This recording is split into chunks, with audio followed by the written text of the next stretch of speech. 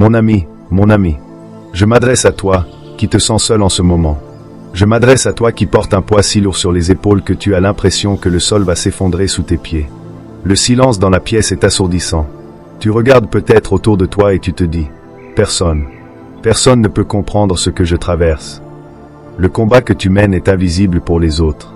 C'est une bataille dans tes pensées, une guerre dans ton cœur, une lutte contre un géant que toi seul peux voir. Et dans l'isolement de cette arène, l'ennemi te murmure le plus grand de ses mensonges, le plus toxique. Tu es seul.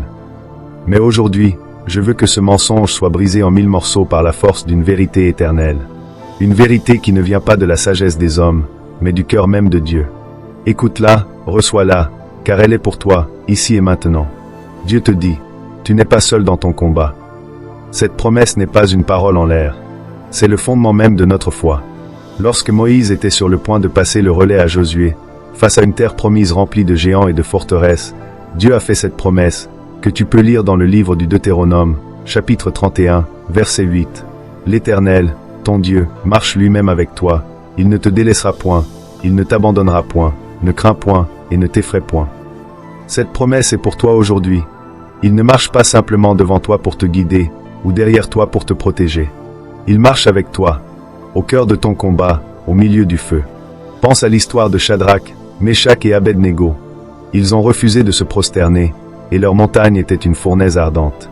Le roi, dans sa fureur, les y a jetés. Humainement, c'était la fin. Ils étaient seuls face à une mort certaine. Mais quand le roi a regardé dans le feu, il a été stupéfait. Il a dit, « N'avons-nous pas jeté au milieu du feu 3 hommes liés? Eh bien, je vois 4 hommes sans lien, qui marchent au milieu du feu, et qui n'ont point de mal, et la figure du 4e ressemble à celle d'un fils des dieux. » Quelle est ta fournaise aujourd'hui? La pression financière? Le conflit familial? L'angoisse qui te consume? Regarde bien. Dans le feu avec toi, il y a une 4e personne. Ce n'est pas un ange lointain, c'est le roi des rois, Jésus-Christ, qui marche à tes côtés. Il n'a pas promis de t'éviter le feu, mais il a promis de le traverser avec toi. Mais parfois, la solitude semble si réelle.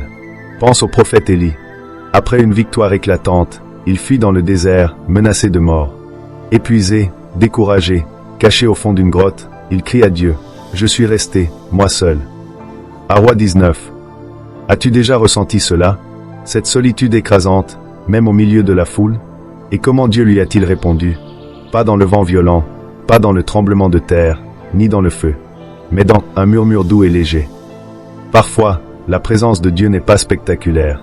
C'est un murmure dans ton cœur qui te dit, « Tiens bon, je suis là.